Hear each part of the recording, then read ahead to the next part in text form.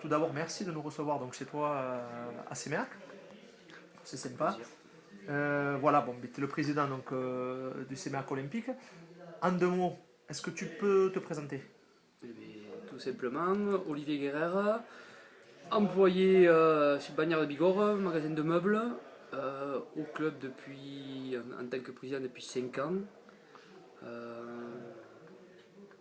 quoi de plus, une équipe dirigeante assez réduite, 15 personnes, un effectif joueur de 48 licenciés, seniors. Voilà. Toi, ton âge, rappelle-nous, Olivier, c'est 35 ans, voilà, 35 ans. Tu es un ancien joueur. Hein, ancien joueur, toujours en activité pour la réserve. Oui, ouais, c'est important hein, dans les clubs. Voilà. Souvent, on rencontre des gens comme multicasquettes. C'est vrai, donc La multicasquette, ouais, c'est ça. c'est ce qu'on appelle. Ouais, c'est ce qui fait le charme de nos clubs Ouais. amateurs. Alors, justement, ouais, présente-nous un peu ton club. Donc, vous avez, tu m'as dit 15, combien de dirigeants? 15 dirigeants, Ouais, 15 dirigeants, bien actifs, bien après actifs. quelques-uns supplémentaires qui sont là que le dimanche pour donner un petit coup de main. Voilà, donc les plus grosses tâches, qu'est-ce que c'est le repas du vendredi soir? Le repas du vendredi soir et puis l'organisation du dimanche, quoi, malgré tout, D'accord, qui représente pas mal. Quoi. ouais, bien sûr. Et Sans parler des tâches ingrates administratives, trésorerie, secrétariat, qui comptent pas dans tout ça, quoi, ouais. qui se font à côté. Quoi. Donc, justement, toi, en tant que président, c'est quoi tes objectifs? Où c'est que tu veux amener ces merdes? L'objectif du club est très simple, c'est retrouver le niveau qu'il avait il y a 4-5 ans quand on a repris quelques anciens joueurs, donc moi-même le club, pour le restructurer.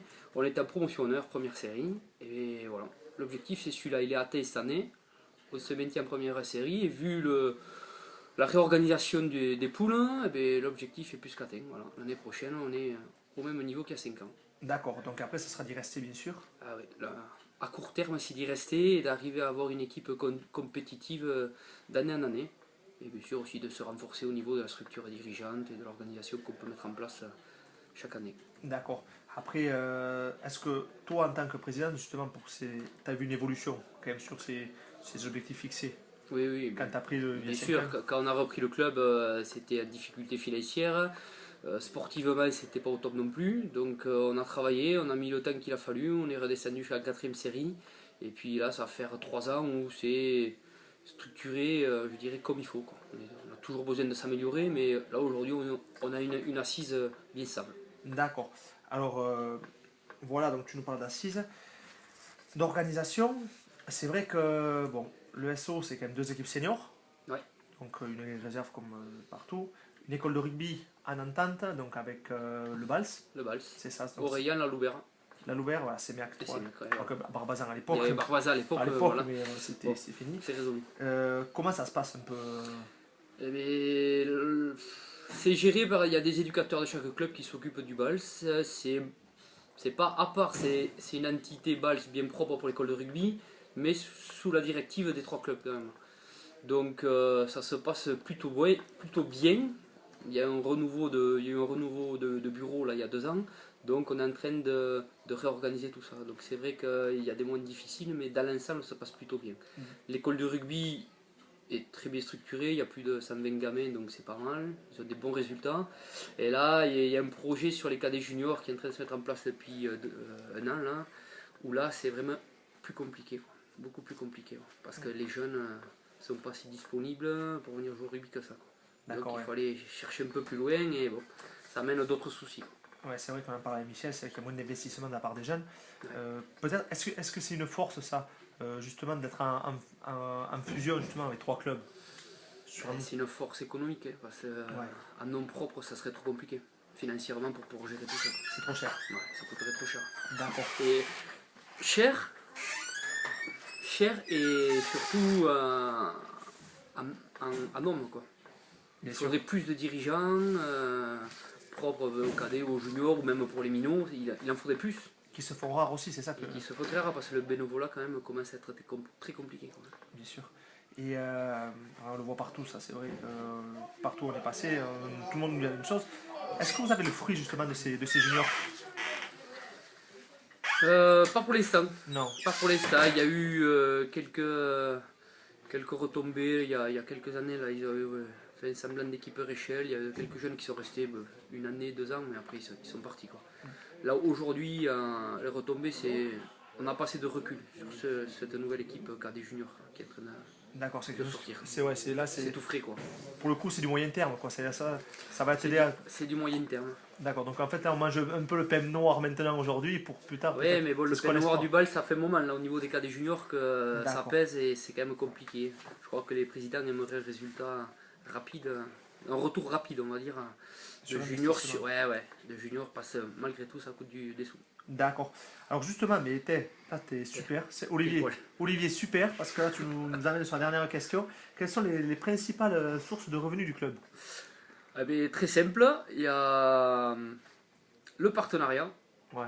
avec les différentes entreprises locales ou même un peu plus loin, subvention municipale, et après la participation de nous tous dans diverses organisations, soirées ou repas qu'on peut organiser.